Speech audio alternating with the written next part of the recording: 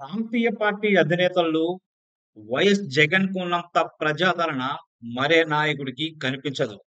ఎన్నికల్లో దారుణ పరాజయాన్ని మూటగట్టుకున్న వైసీపీ అధినేతకు ఇంత తక్కువ సమయంలో విపరీత ప్రజాదరణ రావడం అనేది చాలా ఆశ్చర్యకరమైన విషయం. జగన్‌కు జనాదరణ రాజకీయ ప్రత్యర్థుల్లో గుండెదడ పుట్టిస్తోందనే అభిప్రాయం ఇప్పుడు ఎక్కడ చూసినా కనిపిస్తోంది. YS Jagan mass leader. Jagan బలమే జనం.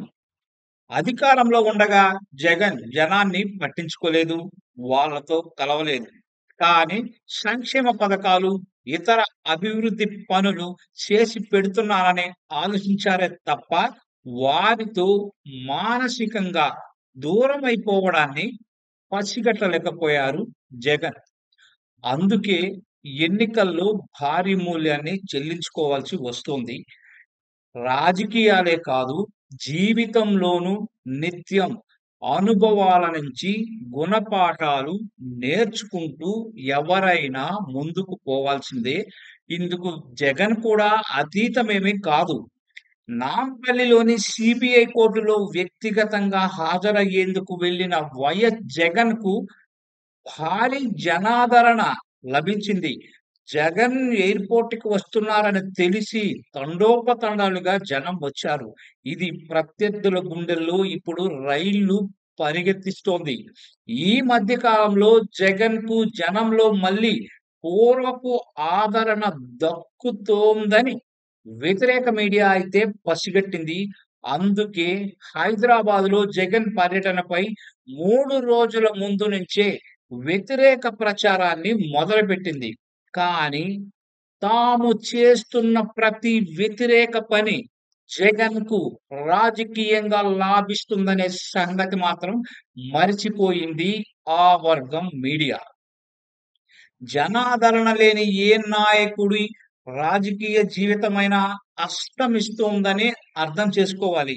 కానీ జగన్‌కు జనాదరణ చూస్తే ఉదయిస్తున్న సూర్యోదయాన్ని మురిపిస్తోంది. సూర్యోదయ వెలుగు అంతకంతకు పెరుగుతుందే కానీ తగ్గడం లేదు. కూటమి ప్రభుత్వం ఏర్పాటై కనీసం ఏడాదిన్నర కూడా కాలేదు. అప్పుడే కూటమి ప్రత్యర్థి, ప్రత్యామ్నాయ నాయకుడైన వైఎస్ జగన్‌కు, అది కూడా పొరుగు రాష్ట్రమైన తెలంగాణలో జనం పెద్ద ఎత్తున రావడం చిన్న విషయమేమీ కాదు. హైదరాబాద్‌లో జగన్‌కి పోటెత్తిన జనం వైసీపీలో జోషైతే నింపగా, ముఖ్యంగా టీడీపీ నేతల్లో మాత్రం ఒక రకమైన భయాన్ని క్రియేట్ చేసింది. జనంలో మళ్ళీ జగన్‌పై మోజు కనిపిస్తోందన్న చర్చకు ఆ పార్టీలో తెరలేచింది. దీంతో పాటు ఈ జనాదరణ అనేక అర్థాలనైతే చెబుతోంది. కూటమి ప్రభుత్వంపై అసంతృప్తిని, వ్యతిరేకతను ప్రతిబింబిస్తోంది.